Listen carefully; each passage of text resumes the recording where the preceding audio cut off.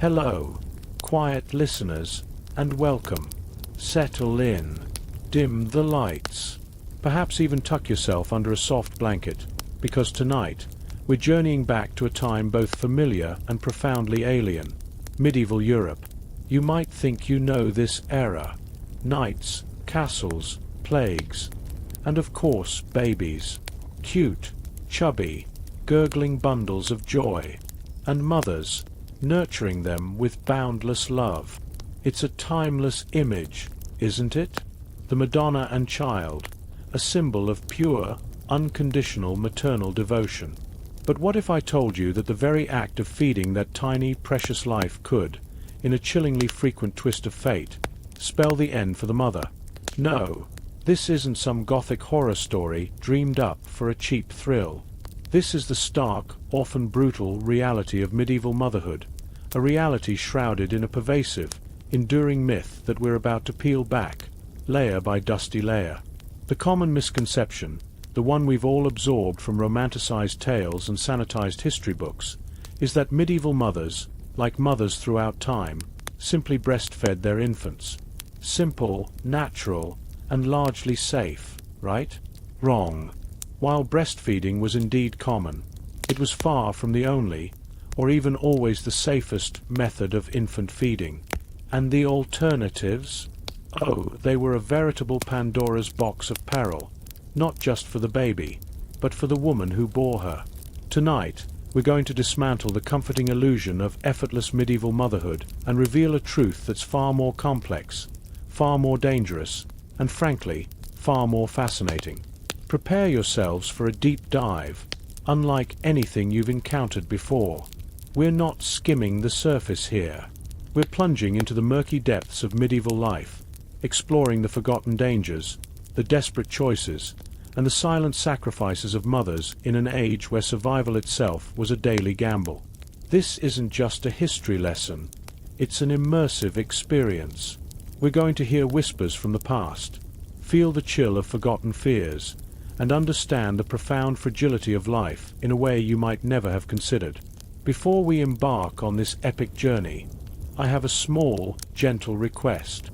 If you find yourself captivated by this whisper of forgotten history, if the threads of this narrative begin to draw you in, please consider giving this video a soft tap of the like button. And if you're new to this space, where we unravel the tangled skeins of history, consider subscribing and perhaps even ringing that little notification bell, so you don't miss our future explorations. We're in this for the long haul tonight, a true marathon of revelation. And I'm curious, as we begin this quiet exploration, where are you listening from? And have you ever stumbled upon a myth about medieval life that, upon closer inspection, turned out to be utterly, wonderfully untrue? Share your thoughts in the comments below.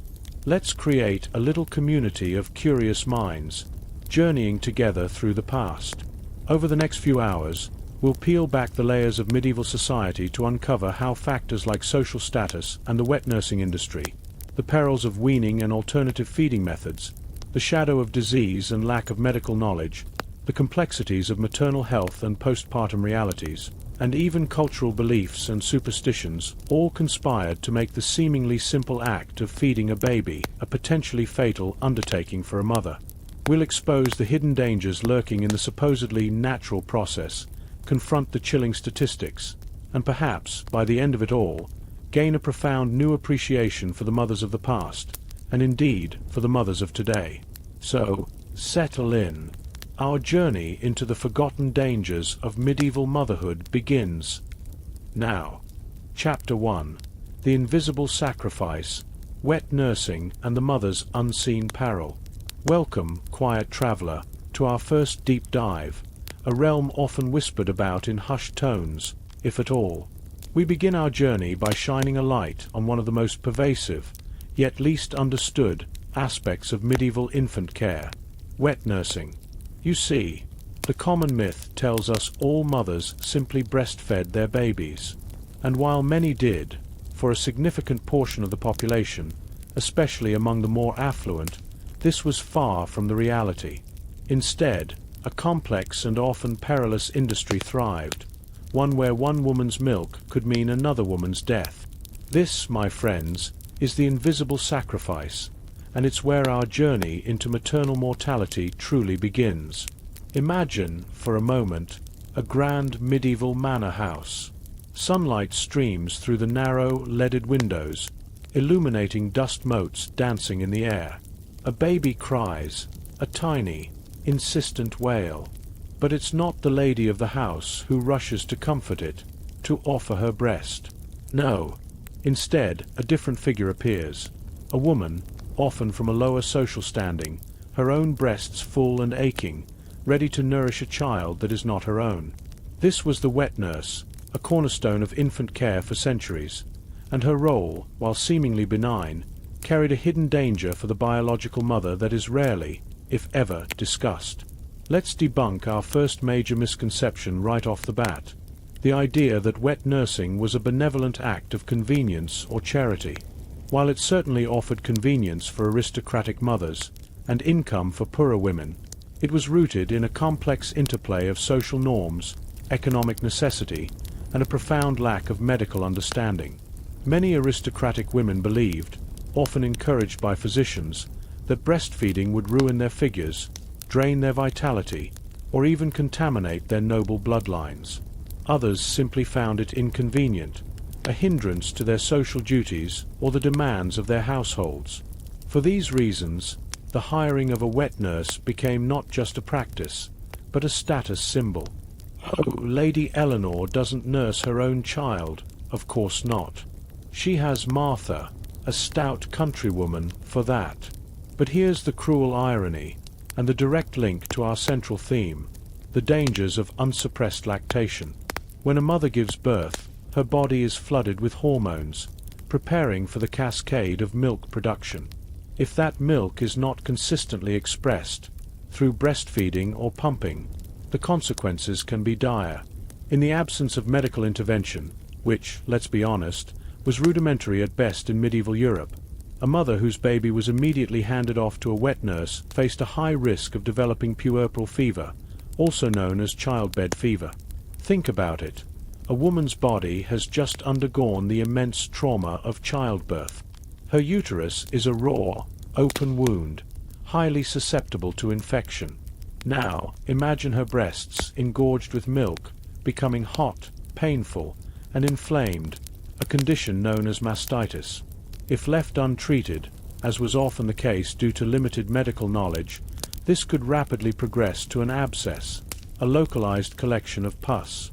And in an era before antibiotics, a simple abscess could easily turn into a systemic infection, or sepsis, overwhelming her weakened body. A fever, chills, rapid heartbeat, delirium. These were the grim symptoms, and often the silent heralds of death. So, while the baby thrived on another woman's breast, the biological mother could be slowly succumbing to the very biological process meant to sustain her child. Let's delve into an anecdote to truly grasp this. Imagine the Lady Isolde, recently delivered of a healthy son. Her family, eager to maintain her delicate health and social standing, immediately dispatches the infant to a wet nurse, Ilara, from a nearby village. Isolde feels a deep ache in her breasts, a burning sensation that grows more intense with each passing hour. Her maid tries to soothe them with warm cloths, but the pain intensifies, a throbbing agony. Soon, a fever sets in, her body racked with chills. The local physician, a man of limited knowledge, might prescribe some herbal remedies, perhaps a bleeding, hoping to balance her humors. He wouldn't connect the dots between her unexpressed milk and the rising tide of infection in her body. Within days, Isolde, weakened by childbirth and now ravaged by sepsis, could simply slip away, leaving behind a bewildered family and an infant who never knew his mother's touch. The cause of death would be attributed to childbed complications, but the silent culprit, in many cases, was the very mechanism of lactation, tragically mismanaged. This wasn't just a risk for the wealthy. While aristocratic women employed wet nurses, poorer women might also engage in a form of reciprocal wet nursing or, more commonly, be themselves employed as wet nurses. Consider a peasant woman having just given birth to her own child. Desperate for income, she accepts a position as a wet nurse for a noble family. Her own infant, meanwhile, is often fed pap, a thin gruel of bread and water or animal milk, both notoriously difficult for infants to digest and nutritionally inadequate.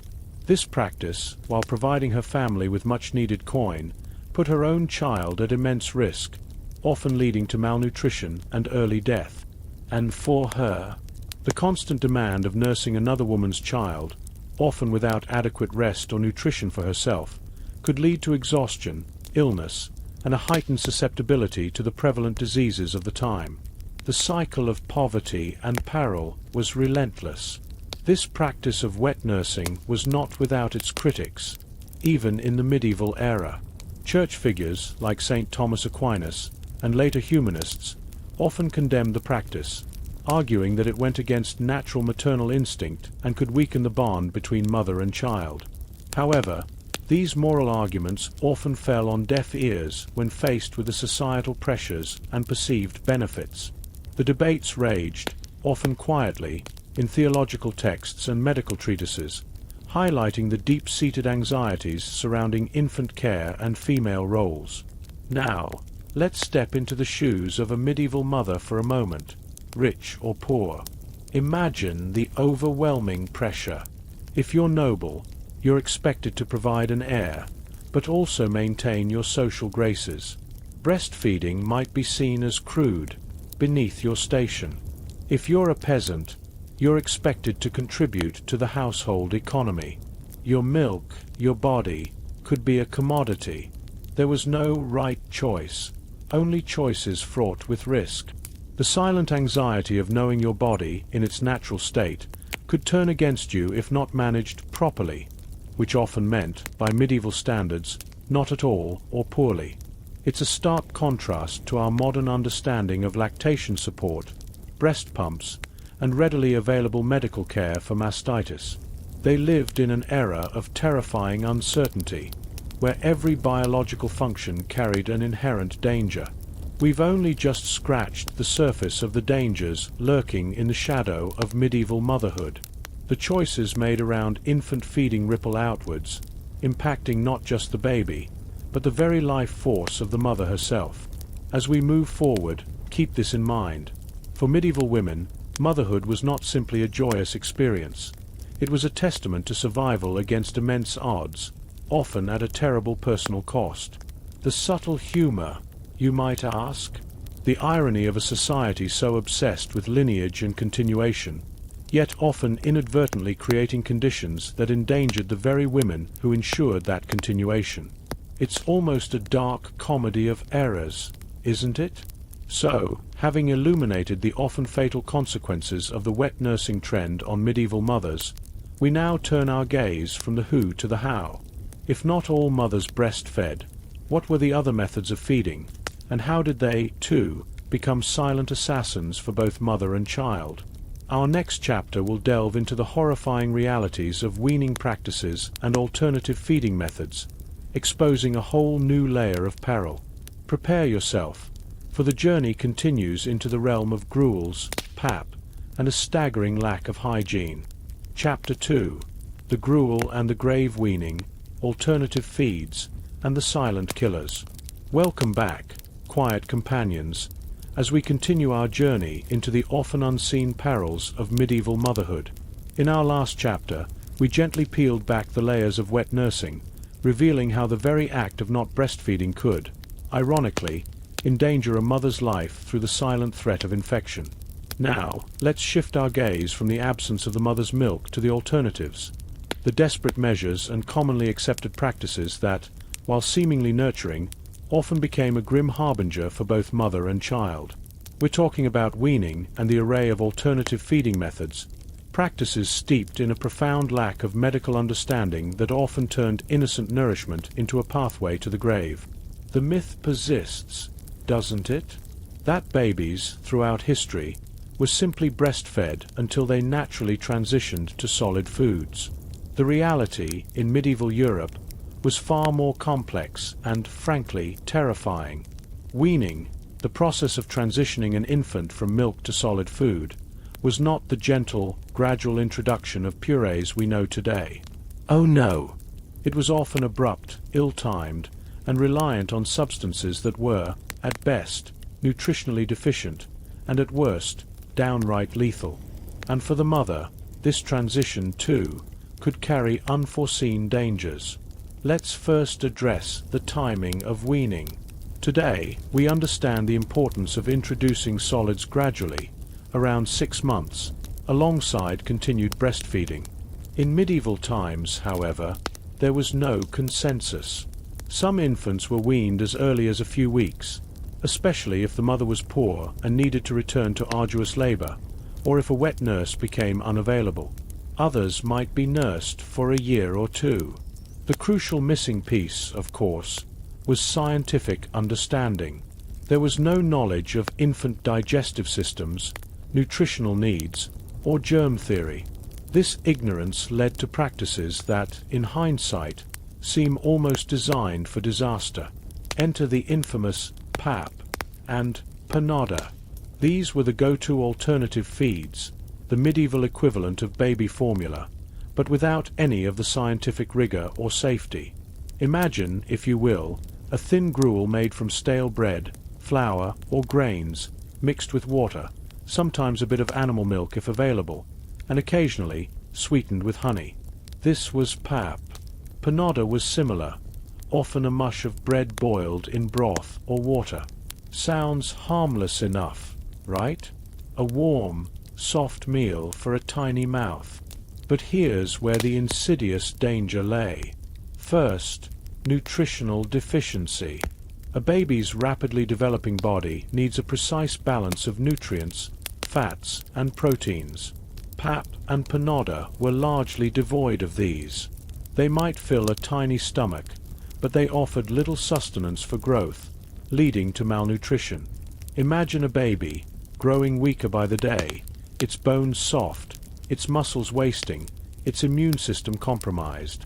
This chronic state of undernourishment made them incredibly susceptible to every passing infection. It was a slow, agonizing starvation, masked as feeding. Second, and perhaps most terrifyingly, contamination. Picture the scene. A medieval kitchen. No running water. No understanding of sterilization. The bread might be moldy, the water drawn from a contaminated well, the hands preparing the pap unwashed, teeming with bacteria. The bowls used for feeding might be crudely fashioned, rarely cleaned thoroughly, providing a perfect breeding ground for microbes. When that contaminated gruel was spooned into a baby's mouth, it was often a direct delivery system for pathogens. Think of the sheer horror. Dysentery and diarrheal diseases. These were rampant, often fatal, for medieval infants. A child's delicate digestive system, already struggling with the indigestible pap, would be overwhelmed by bacteria. Vomiting, severe diarrhea, rapid dehydration. These symptoms would quickly escalate, leading to what was often described as wasting away. For the parents, watching their child shrivel before their eyes, it must have been an unbearable torment. They were trying to nourish their baby, yet, unknowingly, they were poisoning them. The irony, once again, is a bitter pill to swallow. Consider a poignant anecdote.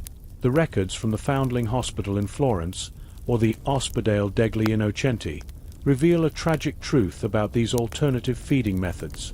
Infants brought to these institutions, often abandoned due to poverty or illegitimacy, were frequently fed these paps and panadas.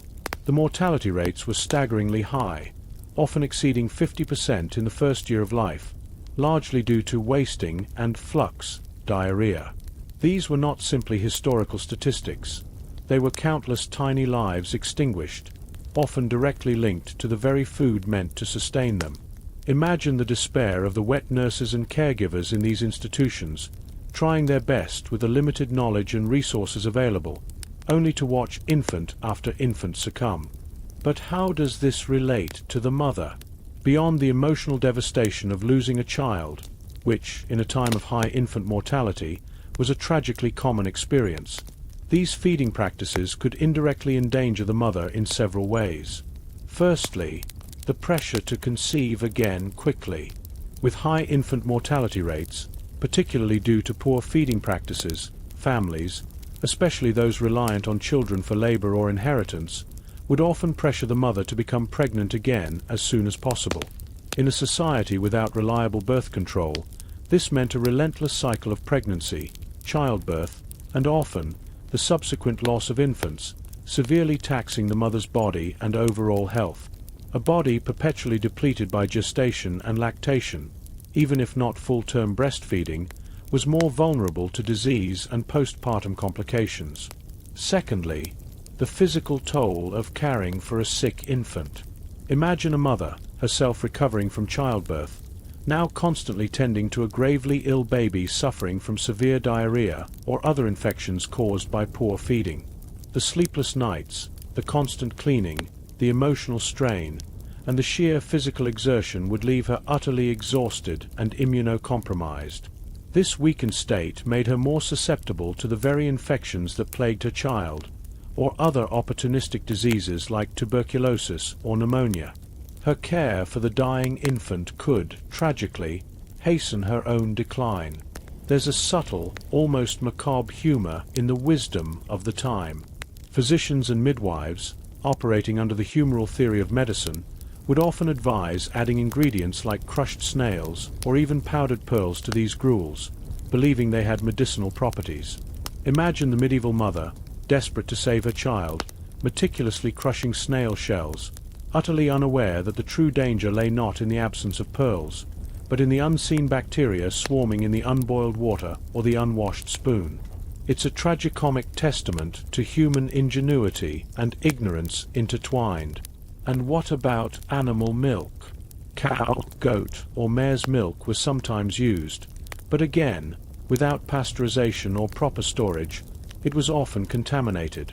Furthermore, the molecular structure of animal milk is different from human milk, making it difficult for infant digestive systems to break down, leading to digestive upset, colic, and further nutritional deficiencies. The constant struggle to find suitable nourishment was a brutal reality, a daily gamble against unseen microbial enemies. The practice of giving infants dampers or sops, soaked in alcohol or opiates, was another terrifying facet of medieval infant care, often related to attempts to soothe a crying, often hungry or sick, baby. A cloth soaked in wine, or a tiny dose of opium, derived from poppy, would be given to quiet a fussing infant. The immediate effect, of course, was sedation. The long-term effects were devastating: stunted development, addiction, and, tragically, accidental overdose. While not directly related to feeding nourishment, it speaks to the desperate measures mothers and caregivers resorted to in the face of relentless infant distress, itself often a symptom of inadequate feeding. The exhaustion driving a mother to such a desperate act is almost unimaginable, a stark reminder of the overwhelming pressures on women of the era. So, from the noblewoman who passed her child to a wet nurse, to the peasant mother struggling with inadequate gruels, the act of feeding a baby in medieval Europe was fraught with danger. The lack of understanding about nutrition, hygiene, and germ theory transformed common practices into silent killers, not only for the vulnerable infants but, indirectly, for the mothers who bore them and often, in their desperate care, sacrificed their own health. As we move from the precariousness of medieval infant feeding, we must now confront an even larger, more pervasive threat that loomed over every medieval household, touching every life, and for mothers, compounding every existing danger. Our next chapter will plunge into the chilling reality of disease and the gaping abyss of medieval medical knowledge, exploring how a simple fever or a routine infection could rapidly escalate into a death sentence for a mother, often just as she was recovering from the immense ordeal of childbirth. Prepare yourself for a journey into a world where germs were invisible, and every malady was a mystery. Chapter 3. The Unseen Enemy. Disease, infection, and the cruel hand of medieval medicine. Settle in gently, and let the whispers of the past envelop you once more. We've explored the precarious choices surrounding infant feeding, from the dangers of wet nursing to the silent perils of pap and panada. Now, we must confront an even more pervasive and terrifying enemy that stalked every corner of medieval life, an enemy that, for a mother, often delivered the final, fatal blow: disease and infection, coupled with the often futile, sometimes harmful practices of medieval medicine. This, my friends, is where the statistics become truly chilling, and where a mother's fight for survival became a desperate struggle against unseen forces. Imagine a world where the very air you breathed, the water you drank, and the simplest cut on your finger carried the potential for a swift and agonizing death. This was medieval Europe. There was no concept of germ theory. The idea that microscopic organisms, bacteria, viruses, could cause illness was centuries away. Instead, sickness was attributed to imbalances of the body's four humours: blood, phlegm, yellow bile, and black bile, divine punishment, bad air, miasma, or even witchcraft. This fundamental misunderstanding meant that prevention was almost non-existent, and treatments were often ineffective, or worse, actively detrimental. For a medieval mother, already vulnerable from the immense physiological upheaval of childbirth, this lack of understanding was a death sentence waiting to happen. Her body, having just performed the miracle of creation, was essentially an open wound, a perfect gateway for pathogens. Let's talk about the silent killer that we've touched upon before: puerperal fever, or childbed fever. This was, without a doubt, one of the leading causes of maternal mortality in medieval Europe and for centuries beyond. What was it? A bacterial infection of the reproductive tract, often the uterus, that occurred after childbirth. Today, we know it's caused by streptococcal bacteria, often introduced by unwashed hands or contaminated instruments.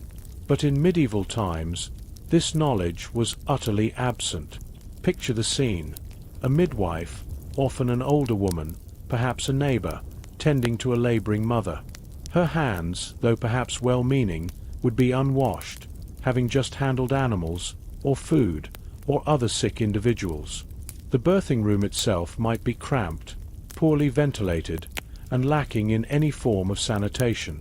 After delivery, if the placenta didn't expel cleanly, or if there were tears or lacerations, which were common, those bacteria, introduced by unwashed hands or contaminated rags, would find a fertile breeding ground in the mother's compromised body. Within days, sometimes hours, the symptoms would appear: a sudden, terrifyingly high fever, often accompanied by chills so violent they would shake the bed, excruciating abdominal pain, foul-smelling discharge, and a rapid, thready pulse. The mother, who just days before had given birth to new life, would rapidly descend into delirium, her body racked with the unseen battle raging within. Physicians, if called, might try bloodletting, draining blood from the body, believing it would rebalance the humours, a practice that only further weakened an already struggling patient. They might prescribe herbal poultices or potions, none of which had any effect on bacterial infection. The outcome, overwhelmingly, was death. Consider the heartbreaking irony: a mother surviving the immense pain and physical exertion of childbirth, only to succumb days later to an invisible foe brought into her very bed by the well-meaning hands meant to help her. It's a tragedy compounded by ignorance. While we don't have precise statistics for medieval times, historical records and later studies, before the advent of modern hygiene, reveal maternal mortality rates from childbed fever that could be as high as 1 in 50, and in some epidemics, even higher. Imagine the constant dread for women, knowing that surviving childbirth was only half the battle. But it wasn't just puerperal fever. Other common diseases, innocuous by modern standards, became deadly threats. Tuberculosis, the White Plague, was rampant. A mother, already weakened by pregnancy and childbirth, would be highly susceptible. The constant cough, the wasting away, the fever. It was a slow, relentless demise. Dysentery, as we discussed, was common due to poor sanitation and contaminated food and water. For a mother caring for an entire household, often in cramped and unsanitary conditions, contracting such a disease could easily be fatal. especially if she was simultaneously breastfeeding or recovering from a recent birth. Even seemingly minor infections, like a skin infection from a cut or a tooth abscess, could turn deadly. Without antibiotics, these localized infections could rapidly spread, leading to sepsis, a systemic inflammatory response that overwhelms the body's organs. The body, unable to fight off the invading bacteria, would simply shut down. Imagine the terror of watching a loved one succumb to a seemingly simple ailment, with no understanding of why, or how to stop it. And let's not forget the major epidemics: the Black Death, bubonic plague, smallpox, measles, and influenza. These scourges swept through populations, decimating communities. For pregnant women and new mothers, these diseases were even more perilous. Pregnancy itself suppresses the immune system, making women more vulnerable. Contracting the plague while pregnant, or in the immediate postpartum period, offered virtually no chance of survival. The social and economic disruption caused by these epidemics also meant that even if a mother survived the initial illness, she might face starvation, lack of care, or a breakdown of community support, further contributing to her demise. The humor, if one can call it that, lies in the utterly bizarre treatments prescribed by medieval physicians. Beyond bloodletting, they might administer purges and emetics to induce vomiting or diarrhea, hoping to rid the body of bad humors. They might apply leeches to draw out tainted blood. They might prescribe concoctions of ground-up animal parts, precious stones, or exotic herbs, all based on superstition and faulty reasoning rather than scientific understanding. Imagine a medieval mother, suffering from a raging fever, being force-fed a potion made from dried toad, all while her internal organs were failing. The dedication was there, perhaps, but the knowledge was absent, leading to tragically comedic, if not utterly horrifying, interventions. The sheer vulnerability of medieval women during the reproductive years is a stark contrast to today. Every pregnancy was a gamble. Every childbirth was a descent into extreme risk.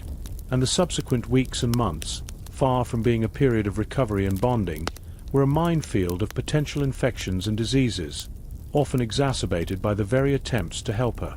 The lack of basic hygiene, the absence of germ theory, and the crude, often harmful medical practices created a perfect storm for maternal mortality. So, we've unmasked the unseen enemies, the bacteria and viruses that thrived in medieval conditions, and the medical practices that, through ignorance, often did more harm than good. But these biological threats didn't exist in a vacuum. They interacted with the physical and emotional realities of a medieval mother's life. In our next, and perhaps most intimate chapter, we will delve into the profound challenges of maternal health and postpartum realities, exploring the physical toll of constant childbearing, the relentless demands of domestic life, and the emotional landscape of women in an era where their bodies were often seen as mere vessels for procreation. Brace yourselves for a deeper understanding of the silent suffering and immense resilience of medieval mothers.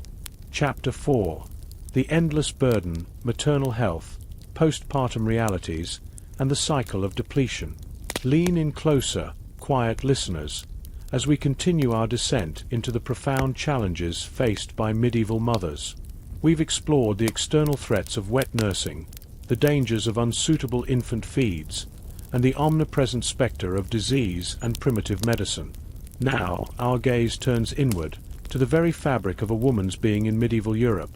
Her maternal health, the brutal realities of the postpartum period, and the relentless cycle of depletion that often ended a mother's life. This is where we understand the immense physical toll, the quiet suffering, and the incredible resilience of women whose bodies were constantly pushed to their absolute limits.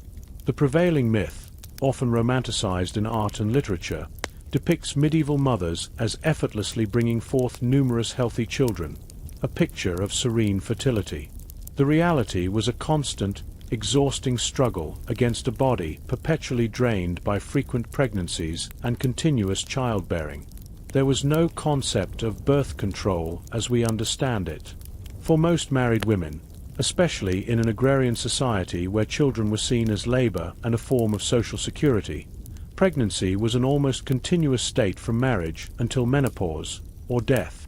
Imagine a woman, married in her late teens, conceiving within the first year. She carries the child for 9 months, endures the agony of childbirth, and then, often within months, if not weeks, she conceives again. Her body barely has time to recover from one birth before it embarks on another gestation. This wasn't an exception. It was the norm. We're talking about women having 6, 8, 10, even 15 or more pregnancies over their reproductive lives, often with many resulting in stillbirths, miscarriages, or infant deaths. Each pregnancy, each birth, chipped away at her physical reserves. This relentless cycle led to a state of chronic maternal depletion.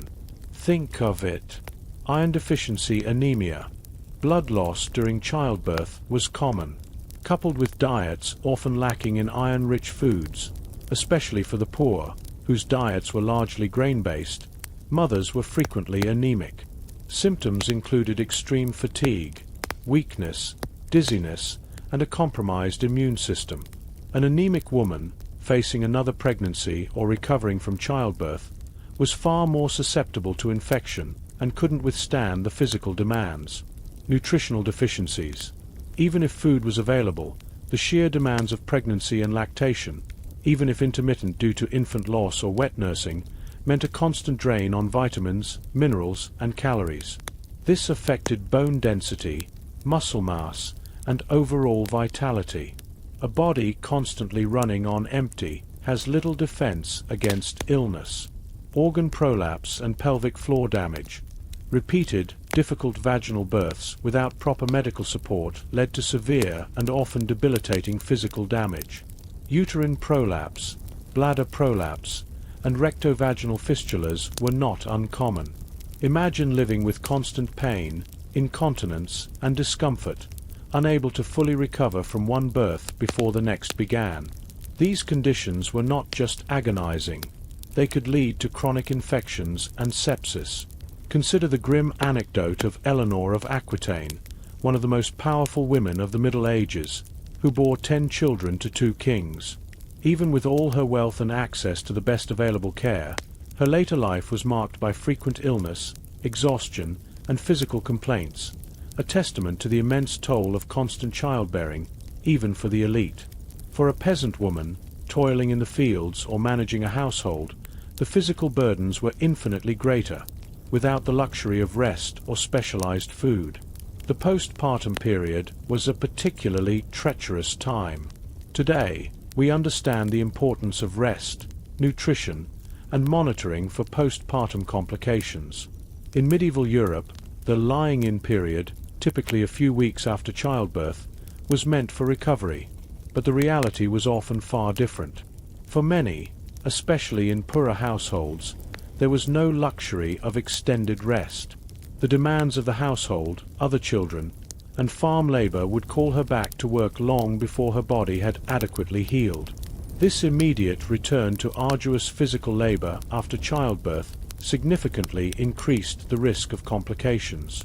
Uterine hemorrhage, postpartum infections, like the puerperal fever we discussed, and eclampsia, a severe form of preeclampsia characterized by seizures, were terrifying threats. Without the luxury of hygiene, skilled medical intervention, or even basic understanding of these conditions, a mother experiencing such a crisis was virtually condemned. Her life hung by the thinnest thread, often snapping in the silent hours of the night. The psychological toll, too, was immense, though rarely documented. The constant threat of death in childbirth, the high probability of losing infants, often multiple times, the chronic physical pain, and the relentless demands of life would have led to profound emotional distress. While postpartum depression wasn't a recognized medical condition, its symptoms undoubtedly affected countless women. How does one cope with such repeated trauma and loss, especially when there's no space for grief, only the imperative to survive and produce again? The human spirit, while resilient, can only withstand so much. There's a dark, almost cynical humor in the medieval belief systems surrounding postpartum women. Often considered ritually unclean after childbirth, women would be subjected to a churching ceremony before rejoining society. While intended as a purification, it also served to reinforce societal expectations and subtly control women's bodies. Imagine being physically depleted, emotionally scarred by recent birth and perhaps loss, and then being told you are unclean. It adds another layer of burden to an already impossible situation. The constant depletion of a mother's body also made her profoundly vulnerable to other diseases. A woman suffering from chronic anemia and malnutrition, her pelvic floor damaged, and her uterus still healing, would be a prime target for epidemics like the plague or influenza, or opportunistic infections like pneumonia or tuberculosis. Her weakened state meant her immune system was ill-equipped to fight off even a common cold, let alone a deadly pathogen. The sheer accumulation of physical stressors created a compounding effect, pushing her closer and closer to the precipice. So, the medieval mother was caught in an endless, devastating cycle. Conceive, endure a difficult pregnancy, survive or not. A perilous birth, recover inadequately, perhaps lose the infant, and then be expected to repeat the entire process, all while battling chronic ill health, overwhelming domestic duties, and a complete lack of modern medical support. Her body was a battlefield, constantly under siege, and her life, though vital to the continuation of the family and community, was often silently sacrificed on the altar of relentless procreation. We have unraveled the physical and emotional burdens that pressed down upon medieval mothers. But these realities did not exist in a vacuum. They were shaped, intensified, and often dictated by the very beliefs, traditions, and superstitions of the age. In our final major chapter, we will plunge into the intricate world of cultural beliefs, superstition, and the societal pressures that defined medieval womanhood, exploring how these intangible forces profoundly influenced every aspect of maternal health and survival, for better or, more often, for worse. Prepare to discover a world where faith, fear, and folk wisdom held sway over life and death. Chapter 5. Whispers and Wards. Cultural Beliefs, Superstition, and the Shaping of a Mother's Fate. Settle in quietly as we embark on the final, most ethereal leg of our journey through the perils of medieval motherhood. We've unearthed the physical dangers of wet nursing, the hidden threats in infant feeding, the relentless assault of disease and rudimentary medicine, and the crushing burden of maternal depletion. Now we delve into the intangible, yet profoundly powerful forces that shaped a mother's fate, the intricate web of cultural beliefs, deeply ingrained superstitions, and the pervasive societal pressures of medieval Europe. Here, faith intertwined with fear, folk wisdom clashed with emerging medical thought, and a woman's destiny was often whispered into existence long before her child was born. The common misconception is that medieval life was solely governed by the strictures of the Church and the pragmatic demands of survival. While these were undeniably crucial, the daily lives of medieval people, especially women, were also permeated by a rich tapestry of superstition, folk remedies, and ancient beliefs passed down through generations. And nowhere were these more evident, and potentially more dangerous, than around the sacred, yet terrifying, act of childbirth and motherhood. Consider the prevailing belief in demonic influence and witchcraft as explanations for misfortune. If a baby was stillborn, or born with a perceived deformity, or if a mother died in childbirth, it was often attributed not to medical complications, but to malevolent forces. The mother might have been cursed, or a changeling, a fairy child, might have replaced her own. This wasn't just abstract fear. It had tangible, dangerous consequences. Instead of seeking practical medical help, families might turn to exorcisms, charms, or even accusations of witchcraft, diverting attention and resources from real physical ailments. Imagine a woman suffering from eclampsia, her body racked by seizures. To a medieval observer, these convulsions might appear demonic possession. The treatment wouldn't be blood pressure management, but perhaps binding her with blessed cords, reciting prayers, or even, in extreme cases, attempting to drive out the demon, further exhausting her already failing body. The irony is poignant. The very acts of spiritual protection, born of love and fear, could inadvertently hasten her demise. Then there were the charms and amulets worn by pregnant women and new mothers, believed to offer protection. These ranged from pieces of parchment inscribed with verses from the Bible, to stones believed to have protective properties, to dried animal parts. While harmless in themselves, their reliance spoke to the profound anxiety surrounding birth and survival. They offered psychological comfort, but no physical safeguard against hemorrhage or infection. A mother, trusting in her blessed amulet, might delay seeking help for a rapidly worsening fever, believing her spiritual protections were sufficient. Let's delve into an anecdote that beautifully illustrates this blend of belief and peril. In some regions, it was believed that if a woman in labor was struggling, placing an axe under her bed, or unbraiding her hair, or even opening all the doors and windows in the house, would ease the birth by breaking knots, or allowing the spirit to pass through more easily. While harmless on their own, these rituals often distracted from the very real and immediate need for practical assistance.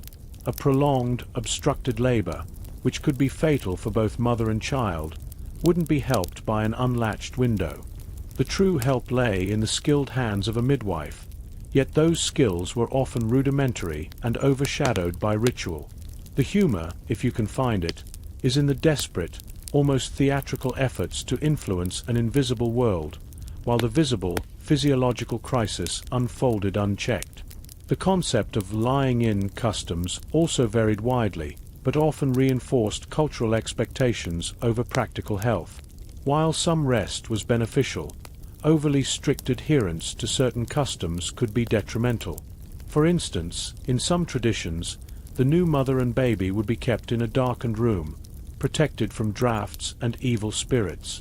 While good for rest, poor ventilation could exacerbate respiratory illnesses. The emphasis on ritual cleanliness, or uncleanliness, as we discussed in the churching ceremony, could overshadow actual hygiene practices. Societal pressure also played a significant, often deadly, role.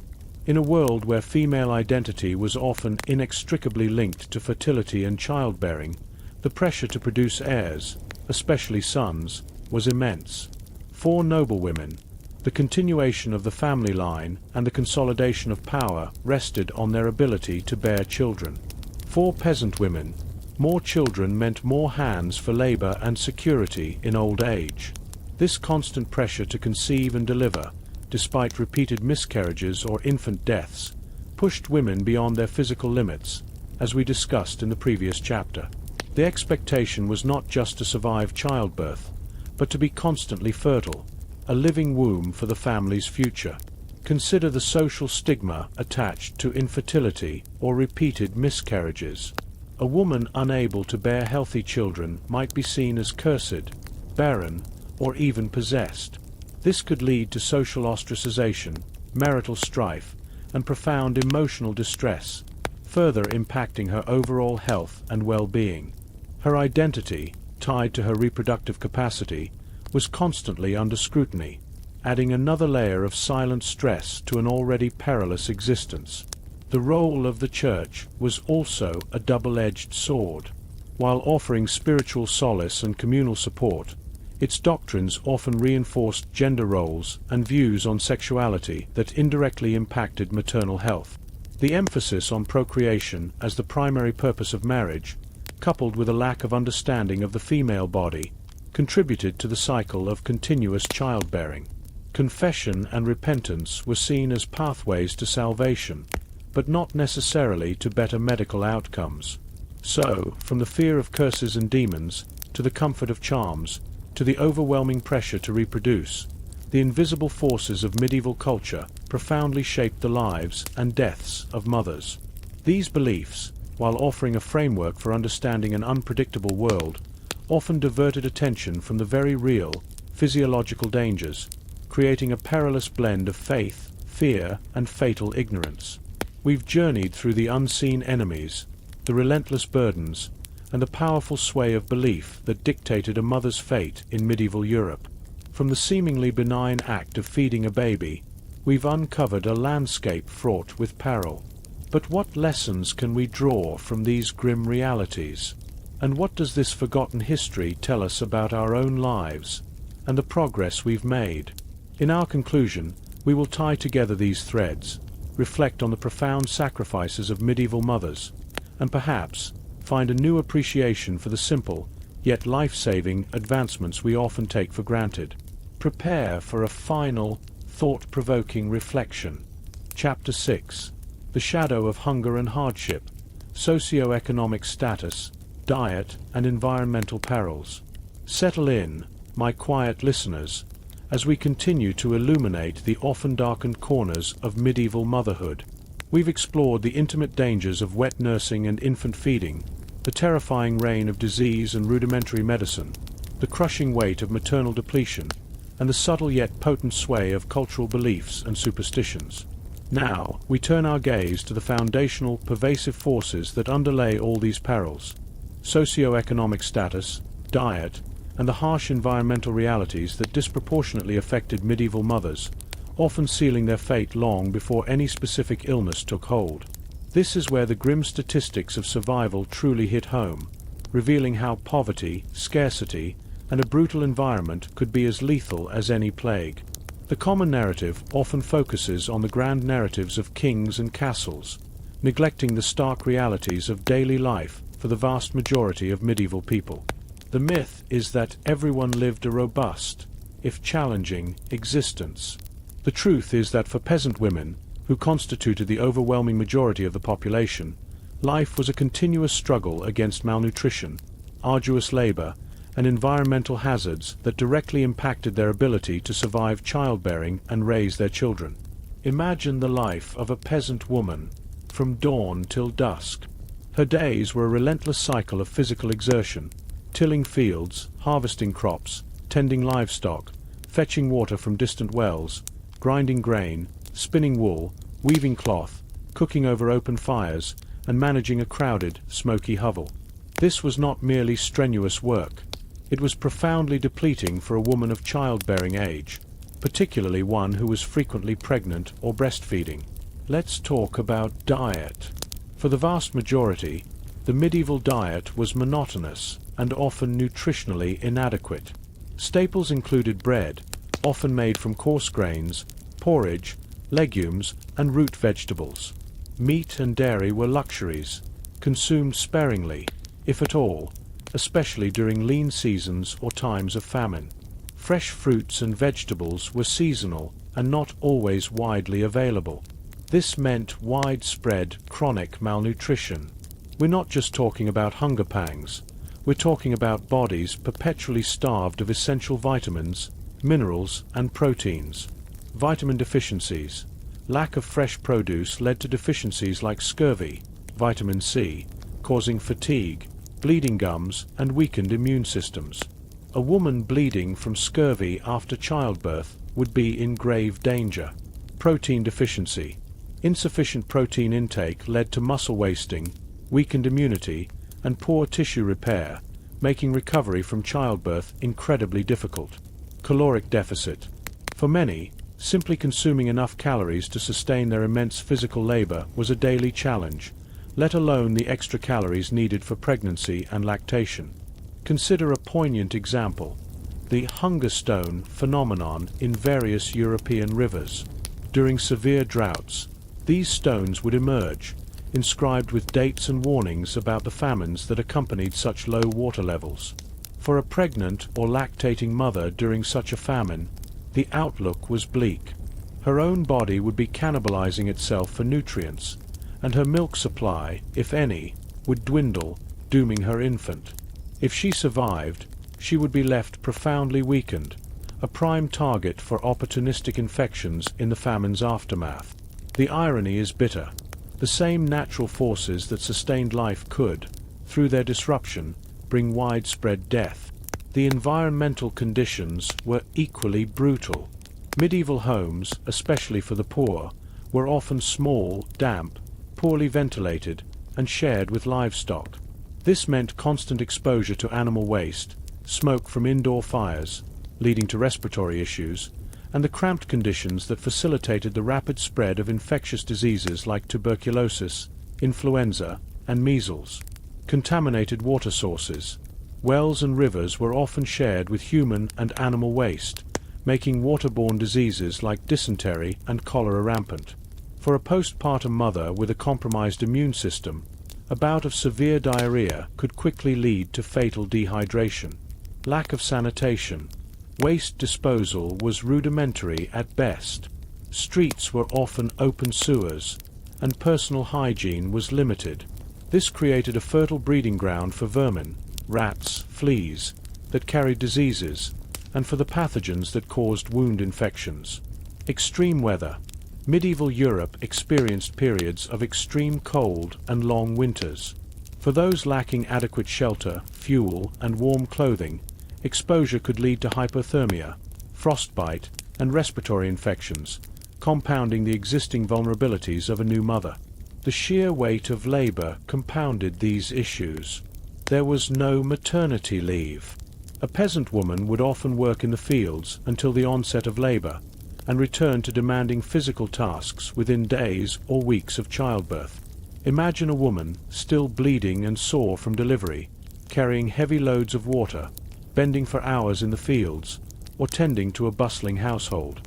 This premature physical exertion drastically increased the risk of postpartum hemorrhage, uterine prolapse, as we discussed, and severe, often fatal, infections. Her body was given no chance to heal. Even for women of slightly higher status, perhaps a prosperous artisan's wife, while not facing starvation, their diets might still be imbalanced, and their lives filled with demanding domestic labor. The distinctions were often degrees of hardship, rather than complete freedom from it. The subtle humor here is found in the survival tips of medieval agricultural almanacs, which would advise on optimal planting times and animal care, meticulously detailing how to ensure the health of crops and livestock. Yet, there was almost no equivalent guidance for ensuring the health of the women who bore the children, tilled the fields, and sustained the very fabric of society. Their well-being was taken for granted, their bodies seen as endlessly resilient, despite overwhelming evidence to the contrary. It's a tragic oversight, bordering on the absurd. So, for the medieval mother, life was a continuous negotiation with scarcity and struggle. Her socioeconomic status dictated her diet, her living conditions, and the unyielding demands placed upon her body. These environmental and economic stresses, often invisible in grand historical narratives, created a constant state of vulnerability that could turn any minor complication into a terminal illness, making the act of giving life itself a potentially fatal endeavor. We have now systematically uncovered the many layers of peril that could lead a mother's life to end in medieval Europe, from the immediate act of feeding her baby to the broad societal and environmental forces. In our conclusion, we will bring all these threads together, offering a powerful summary of the silent struggles and immense resilience of medieval mothers, before inviting you to reflect on this profound journey through history. Prepare for our final, contemplative moments. Chapter 7. The Burden of Knowledge and the Limits of Care, Midwifery, Physicians, and the Gaps in Medical Practice. Settle in gently, my quiet listeners, as we approach the culmination of our deep dive into the perils of medieval motherhood. We've traversed the landscape of danger, from the immediate act of infant feeding and wet nursing, through the ravages of disease and the flawed nature of medieval medicine, the relentless toll of maternal depletion, and the profound sway of cultural beliefs and socioeconomic hardship. Now we turn our gaze to the human element within this perilous landscape. The practitioners of medieval medicine, specifically the midwives and physicians, and the inherent limits and glaring gaps in their knowledge and practice that often, through no fault of their own, contributed to a mother's tragic end. This is where we understand that even with the best intentions, the fundamental lack of understanding was often a death sentence. The common misconception, often portrayed in popular culture, is either one of wise, ancient healers with mystical knowledge, or of entirely ignorant, barbaric practitioners. The truth, as always, is far more nuanced, and far more tragic for the medieval mother. While compassion and dedication were often present, The fundamental scientific understanding that underpins modern medical care was utterly absent. Let's first acknowledge the unsung heroes of medieval childbirth, the midwives. These were overwhelmingly women, often older, experienced, and respected figures in their communities.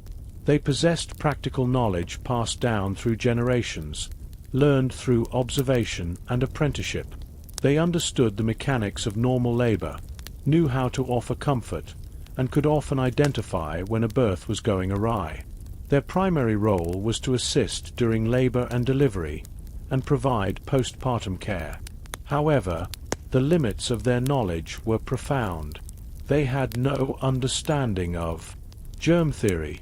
As we've discussed, the concept of invisible pathogens causing infection was unknown. A midwife, even one who meticulously cleaned her hands by medieval standards, would unknowingly be a vector for bacteria. Her hands, clothing, and the birthing environment itself were teeming with microbes. Sterilization. Instruments, if used, though largely avoided by midwives for internal procedures, were never sterilized. Even simple cloths used for cleaning were likely breeding grounds for infection. Physiology of complications. They understood that a hemorrhage was dangerous, but not why it occurred or effective methods to stop it. They recognized prolonged labor, but had no interventions for obstructed birth beyond crude attempts at repositioning the mother. Nutrition.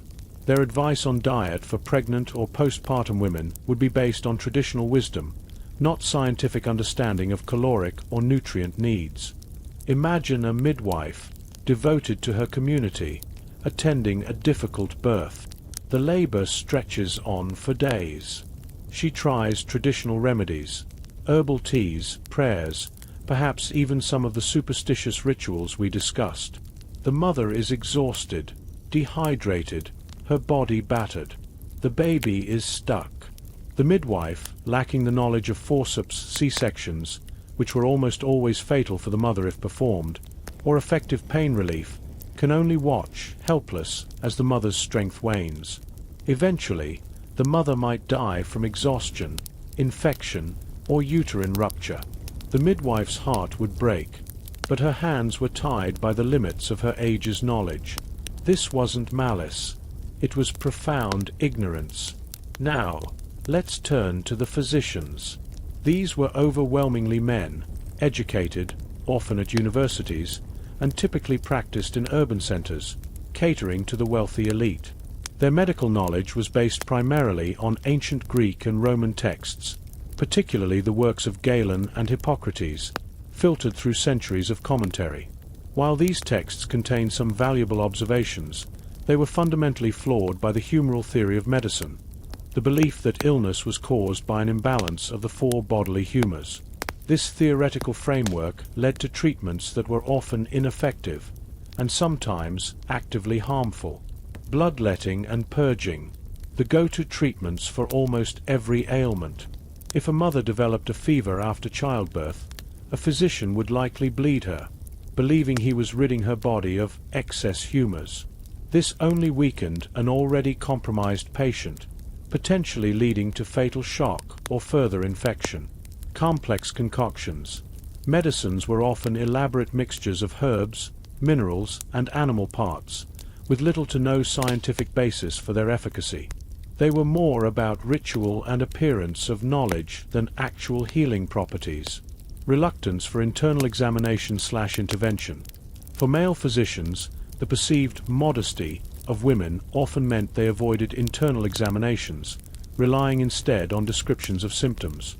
This significantly hampered their ability to diagnose or treat gynecological and obstetric complications. They often viewed childbirth as the domain of women, midwives, only stepping in when death was imminent, at which point it was often too late. Consider the humorous, in a dark, ironic way, account of a medieval physician meticulously examining a patient's urine for color, clarity, and even taste, convinced that it revealed the balance of her humors. Meanwhile, the patient, a new mother, might be silently succumbing to puerperal sepsis, a condition entirely invisible and incomprehensible to the physician's diagnostic framework. The meticulous attention to irrelevant details, while ignoring the core problem, highlights the tragic comedy of medieval medical practice. The gaps in care were immense. For the vast majority of the population, access to even basic medical care was severely limited. Peasants relied on local midwives, herbalists, or their own folk remedies. Physicians were expensive, and their services were beyond the reach of the common folk. This meant that for most mothers, if a complication arose that exceeded the midwife's practical knowledge, or if a severe infection set in, there was simply no recourse. They were left to their own devices, or the dubious comfort of superstition.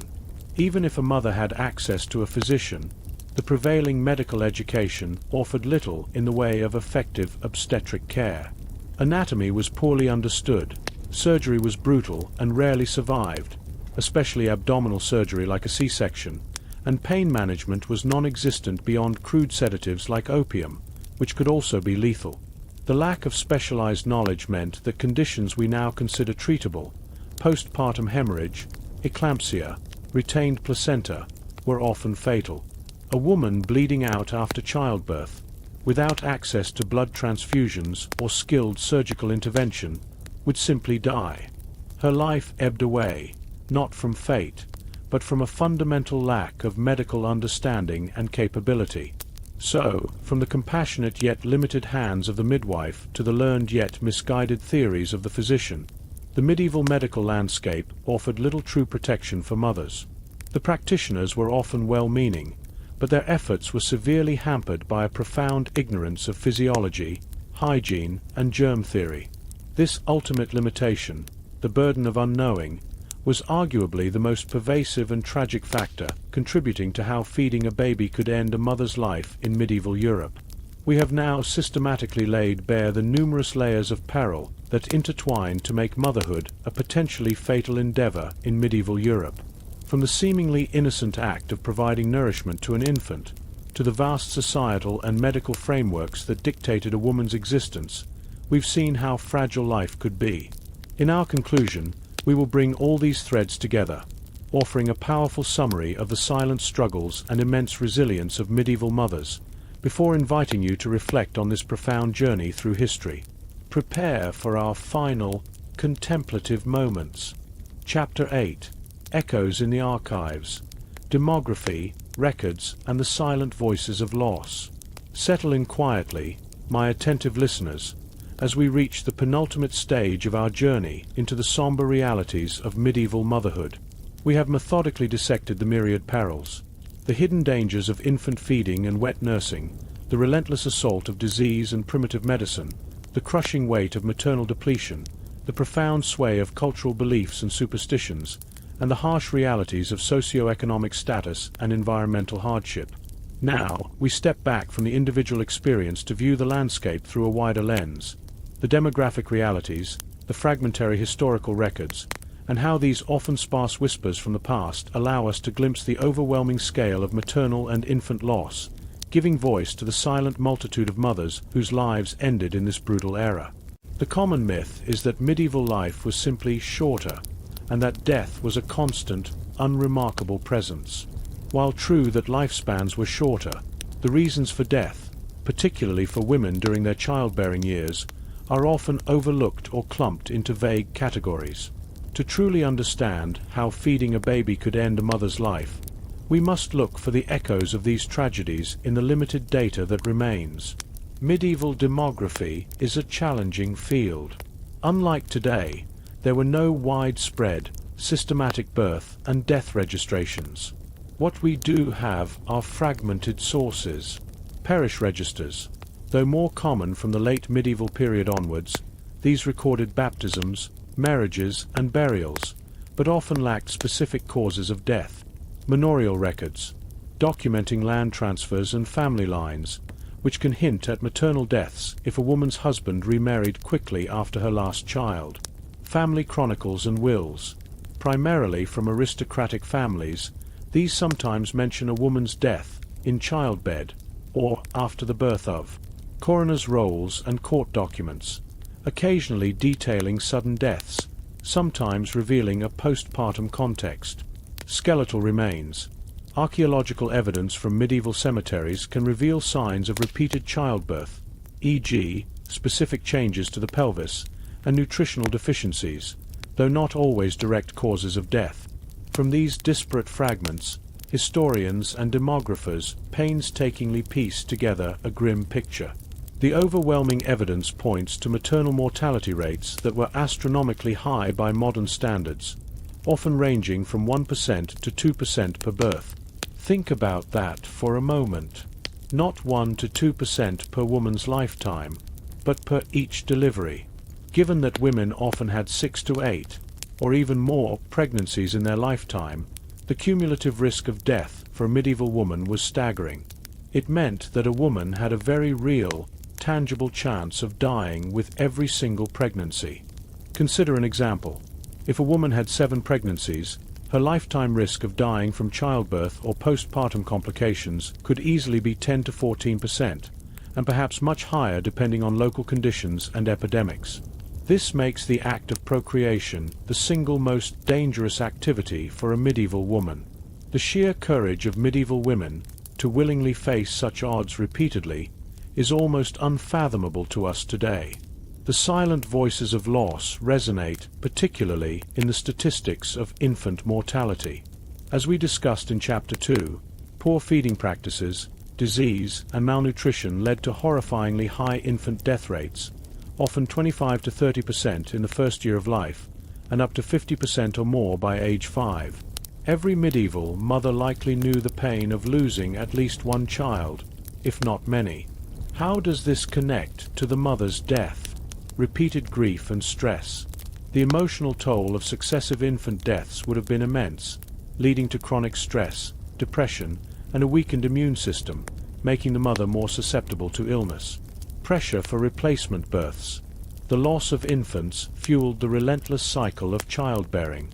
Each death meant renewed pressure to conceive again quickly, putting her body through another round of depletion and risk without adequate recovery. Active care of dying infants. As we noted, a mother caring for a gravely ill, wasting infant would be physically and emotionally exhausted, making her more vulnerable to the very diseases plaguing her child. The records, while silent on individual narratives of despair, show clusters of burials, mother and infant, sometimes multiple infants from the same family in quick succession. These are the demographic echoes of the direct link.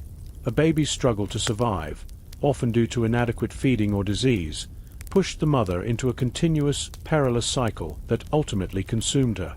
There's a subtle, almost academic humor in the efforts of modern demographers to interpret these sparse medieval records.